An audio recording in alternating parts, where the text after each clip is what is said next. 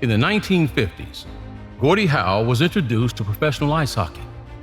However, he was exposed to some of the toughest training routines he has ever had. The lack of luxurious modern facilities meant longer hours on the ice and in the weight room. Fast forward to the 2020s, and athletes are now equipped with cutting-edge technology, science-backed training, and global media exposure. Training camps are equipped with advanced technologies like virtual reality systems that simulate game situations, while GPS and biomechanics break down every movement to perfection. Please drop a like and subscribe.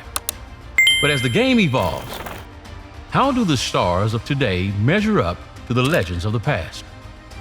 In this video, we'll explore some of the greatest NHL players, both past and present, and examine how much advantage they have over each other.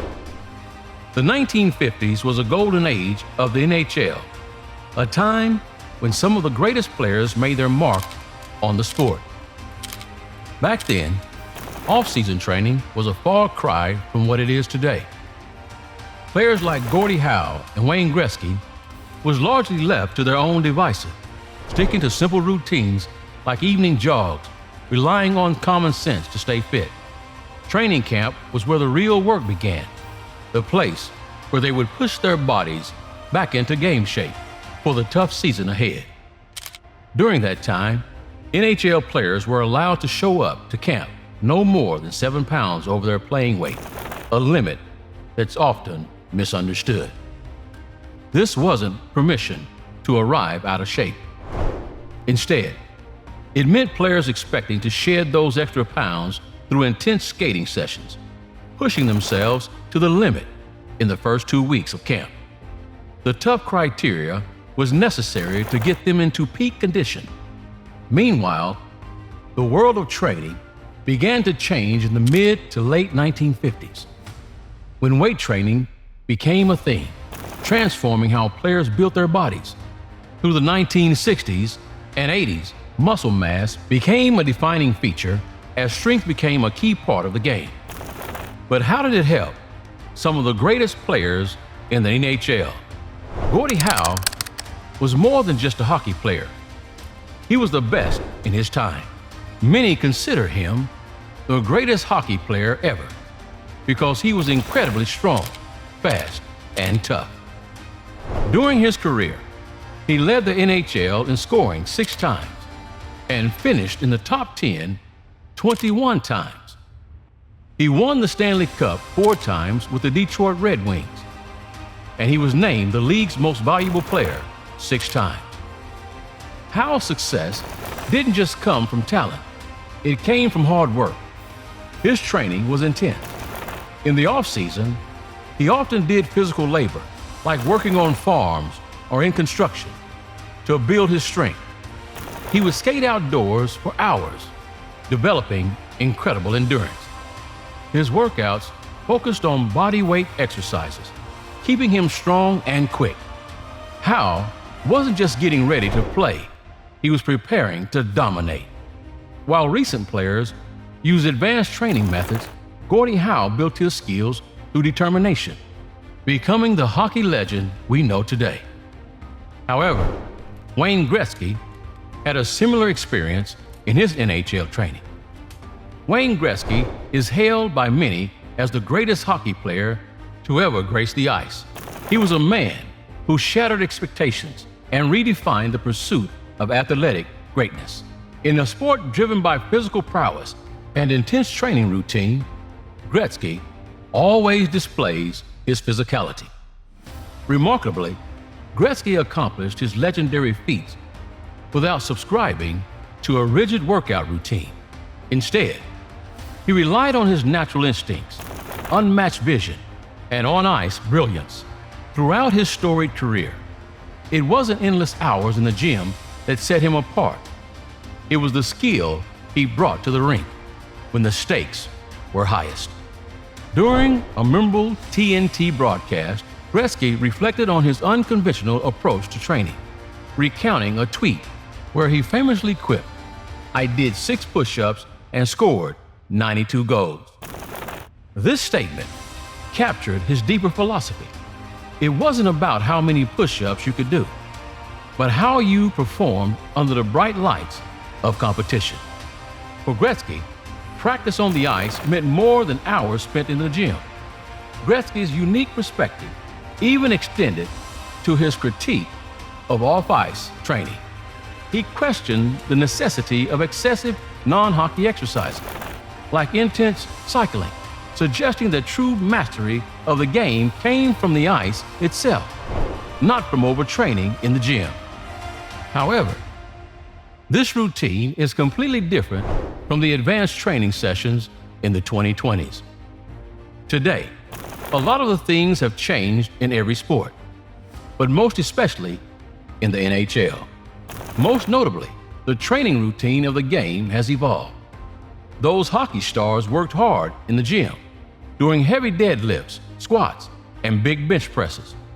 For hockey players, getting through the tough NHL season isn't easy.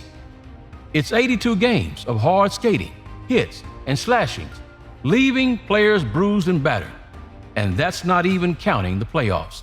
To stay in shape, players like Washington Capitals star Alex Ovechkin work hard in the summer with squats and bench presses.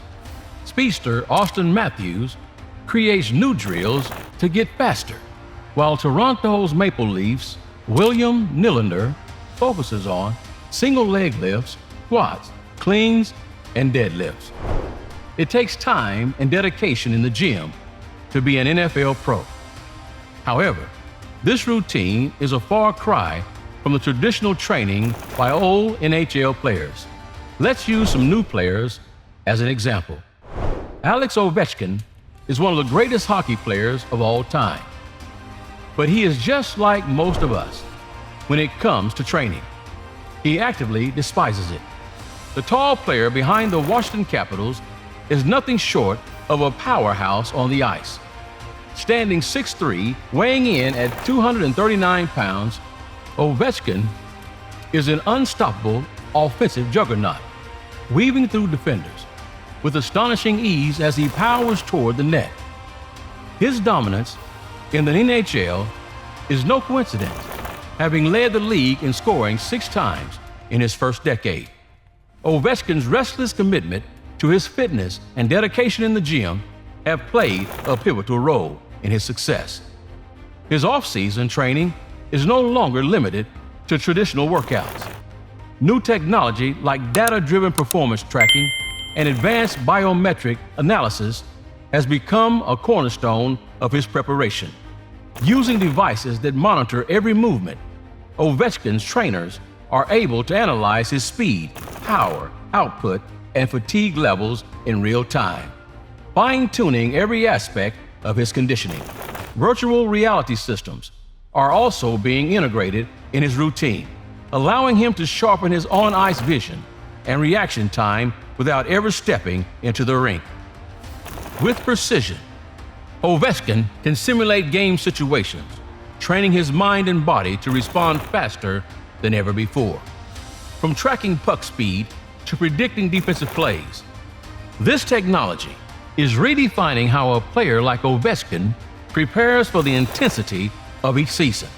High-tech cryotherapy, chambers, and oxygen pods help him recover faster, reducing the wear and tear on his body after grueling games. These innovations allow him to maintain his power and endurance deep into the season, where others might falter. On the ice, Connor McDavid is a blur, moving so fast that defenders seem frozen in place as he races past them. His speed is unmatched. He has been clocked stick handling the puck at an incredible 400 kilometers an hour, leaving opponents in his wake. But McDavid's explosive speed isn't just raw talent. It's the product of relentless, focused training. 5 mornings a week, by 7:15 a.m., McDavid arrives at a fitness center in the Toronto suburbs, the summer base of renowned trainer Gary Roberts. Fueling up with a chef-prepared meal of oatmeal, eggs, and bacon, or sometimes salmon. McDavid heads to the weight room for intense 2-hour sessions. Here, he builds the strength and power that set him apart on the ice. The grind doesn't stop there. Every other day, McDavid hits the rink for a 90-minute on-ice training session with a small group of players. They push themselves to the limit, first skating in reverse, then attacking the puck at breakneck speeds. They repeat the drill over and over until exhaustion takes hold. Bodies bent over, hands on knees, struggling to catch their breath. This relentless commitment to training is what fuels McDavid's dominance, honing his unmatched speed and skill and keeping him at the very top of the hockey world. Even when these new players have all the advantages in the world, do you think they can be compared to the GOATs of the 1950s? Let us know your thoughts in the comments section.